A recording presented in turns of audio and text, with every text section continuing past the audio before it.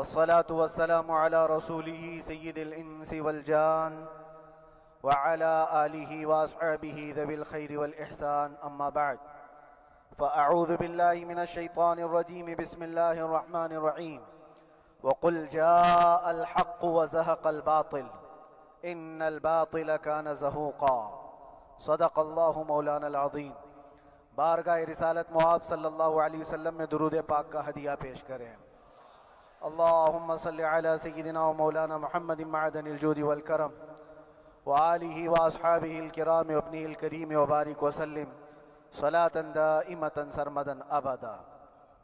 عزیزان گرامی وقار، میں یہ چاہتا ہوں جہاں پر آ کر ہم رکے تھے وہیں سے ہم پھر آگے بڑھتے ہیں. ہم رکے تھے کہاں آ کر؟ کچھ دیر کی خاموشی ہے، اس کے بعد ہم آگے بڑھتے ہیں. اس لیے کہ مجھے کوئی شعر اب یاد کرانے کی ضرورت نہیں اور نہ ہی کسی کے سامنے کچھ بولنے کی ضرورت ہے. حالات تو ایسے تھے کہ جو نان مسلم تھے وہ بھی ہمیں جیل میں دیکھ کر یہی کہتے تھے کہ آپ ہی نے کہا یہ فلاں بات. ہم نے کہا اللہ تبارک و تعالیٰ نے تم کو بھی یاد کرا دیا. میرے عزیزو، ستیزہ کار رہا ہے ازل سے تا امروز، شرار بو لہبی سے چراغ مصطفی بھی. یہ آج کل کے معاملات نہیں، ابتدا سے حق اور باطل کے معرکے ہوتے رہے. لیکن ایک بات میں آپ سب کو بتانا چاہتا ہوں، مظفر کو مقید نہ سمجھ اے سیاد. سیدنا مظفر حسین کچھوچوی رحمت اللہ تعالی علیہ جیل گئے تھے، قید میں تھے. تب انہوں نے یہ شعر کہا تھا کہ مظفر کو مقید نہ سمجھ اے سیاد، میری یہ اسیری بھی سنت آبائی ہے. میرے آبا و اجداد کی سنت ہے جس پر میں عمل کر کے آ رہا ہوں. میرے بزرگوں کی یہ سنت تھی. بہرحال جن کو جس راستے سے مجھے گزارنا تھا، لوگوں کے دلوں میں یہ ٹھنڈک تھی شاید کہ زبان بند کر کے چند دنوں کے لیے قید کر دیا جائے، مگر میرا عقیدہ یہ تھا کہ اللہ تبارک و تعالی جب تک چاہے کہ کوئی اس کے لیے پابندی نہیں لگا سکتا. وَإِن يَمْسَسْكَ اللَّهُ بِضُرٍّ فَلَا كَاشِفَ لَهُ إِلَّا هُوَ. رب تعالیٰ فرماتا ہے اگر اللہ تعالیٰ تمہیں کوئی مصیبت دے تو اس کے علاوہ کوئی ٹال نہیں سکتا. وَإِن يَمْسَسْكَ اللَّهُ بِخَيْرٍ فَلَا رَادَّ لِفَضْلِهِ. اور اللہ کسی کو بھلائی دے دے تو پھر اس کو روک بھی کوئی نہیں سکتا. مولا تبارک و تعالیٰ اگر کسی کو کوئی مقام عطا کر دے تو ہزاروں کیڑوں کے پھڑپڑانے سے وہ مقام ختم بھی نہیں ہو سکتا. اللہ تبارک و تعالیٰ جس کو بڑھانا چاہے اس کے لیے کوئی راستہ رکاوٹ نہیں بن سکتا.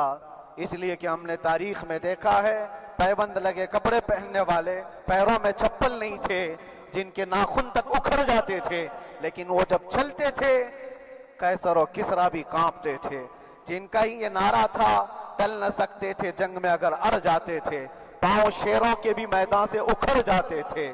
حق سے سرکش ہوا کوئی تو بگڑ جاتے تھے. ارے تیغ کیا چیز ہے، ہم توپ سے بھی لڑ جاتے تھے. یہ وہ صحابہ کرام اور اسلاف کرام، ان کا یہ معمول تھا. بظاہر ان کے پاس کوئی اسباب نہیں تھے لیکن اللہ کی مدد تھی. وہ پانی کی طرح بہتے ہوئے چلے گئے. نہ چٹانوں نے ان کا راستہ روکا، نہ دریاؤں نے ان کا راستہ روکا. وہ جس طرف سے جاتے تھے اللہ تعالیٰ ان کے لیے راستے بناتا تھا. عزیزان گرامی وقار، کون ہے وہ جو دریائے دجلہ میں اپنے گھوڑے دوڑائے تھے؟ کون ہے وہ جو دریا میں اپنی کشتیاں ڈال کر جلا دیا تھا کہ واپس جانے کا کوئی تصور نہ ہو؟ یہ سب میرے مصطفیٰ کریم کے دیوانوں کی ہی بات تھی. اسی لیے آج بھی دنیا گھبراتی ہے تو شانے لوگوں سے نہیں، دیوانوں سے ہی گھبراتی ہے. بہت زیادہ چالاک رہنے والوں سے نہیں، دیوانوں سے دنیا گھبراتی ہے. اس لیے کہ دنیا کو پتا ہے، دنیا جانتی ہے کہ دیوانہ کہاں دیکھتا ہے کسی کو پتا نہیں. اور یہ اس دیوانے کی بات کر رہا ہوں جس کے لیے اللہ کے حبیب صلی اللہ تعالیٰ علیہ وسلم کی عزت و وقار سب سے اول ہے۔ عزیزان گرامی وقار، آج آپ کے سامنے حاضر آیا، یہ میرے استاد گرامی، مربی، استاذ الاساتذہ، برادر گرامی حضرت العلامہ مفتی زبیر احمد صاحب قبلہ ادام اللہ اقبالہ، جنہوں نے دن رات ایک کر دیے تھے۔ میرے خیال سے 8 مہینے میں جتنے ان کے بال سفید ہوئے اس سے زیادہ نہیں ہوئے ہوں گے، صرف اس لیے نہیں کہ ایک بھائی کے لیے، اس لیے بھی لڑ رہے تھے کہ ایک عالم کے لیے جس سے دین کا بہت سارا حصہ وابستہ ہے۔ ان کی محنتیں رائگاں نہ گئیں۔ بہت سارے میرے احباب و اقربا، خاص طور پر مدن پورہ اور وکرولی سے، جنہوں نے اپنے گھر بار چھوڑ کر میرے لیے دوڑتے بھاگتے رہے، اللہ رب العزت اس بات کا شاہد ہے، ایک ایک دن اندر میں نے سب کے لیے دعائیں کی ہیں، اور ایسا نہیں کہ کوئی دن بھولا جاتا۔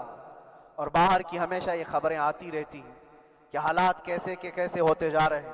کبھی اگر گھبراہٹ اور بے چینی ہوتی تو میرے عزیزوں صرف ایک ہی بات ہمارے پاس تھی علاج کے لیے، ایک ہی علاج تھا۔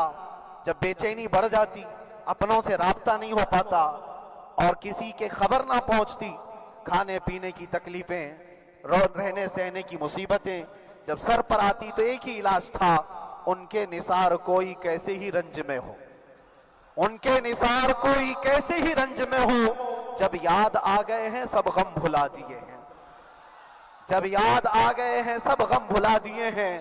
اس رسول محترم صلی اللہ تعالیٰ علیہ وسلم کا احسان عظیم ہے۔ بار بار مجھے یہ احساس ہوتا رہا، پوری دنیا اگر چھوڑ دے مگر یقین تھا آمنہ کا لال کبھی نہیں چھوڑے گا، اور چھوڑا بھی نہیں، اور چھوڑا بھی نہیں۔ ہر رات جو ہمارا معمول تھا، ہم نے جو دیکھا، ہماری پچھلی زندگی میں ہم نے اتنے عجائبات نہیں دیکھے ہوں گے جو 8 مہینے کے اندر ہم نے دیکھے۔ نبی پاک صلی اللہ تعالیٰ علیہ وسلم کے انعامات و اکرامات، رب تبارک و تعالیٰ کی مدد سے دل مضبوط ہوتا ہے۔ عزیزان گرامی، ہم نے تو وہاں ایسے لوگوں کو دیکھا جو ڈپریشن کا شکار ہو کر کافر بھی ہو گئے، اور حالات سے گھبرا کر کے وہ انکار کر بیٹھے، کوئی خدا نہیں ہے، کوئی مدد نہیں آتی ہے۔ ایسے حالات وہاں دیکھے، لیکن ان حالات میں بھی اللہ تبارک و تعالیٰ کی مدد ساتھ رہی۔ رسول پاک صلی اللہ تعالیٰ علیہ وسلم کا انعام و اکرام یہ تھا کہ جس طرح سے گئے تھے اسی طرح سے واپس بھی آئے، جس طرح سے گئے تھے ویسی واپس آئے، اور نہ میرے مصطفیٰ نے باہر میری عزت میں کمی کی، نہ اندر عزت میں کمی کی، کہیں پر بھی نہیں۔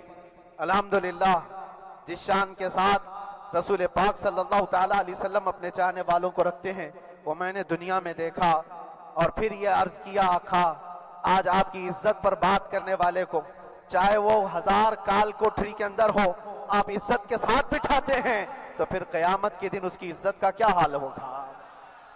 عرش حق ہے مسند رفعت رسول اللہ کی، دیکھنی ہے حشر میں عزت رسول اللہ کی۔ میرے عزیزو، ایک بات کو طے کر کے چلو، انہیں جانا، انہیں مانا، نہ رکھا غیر سے کام، للہ الحمد میں دنیا سے مسلمان گیا۔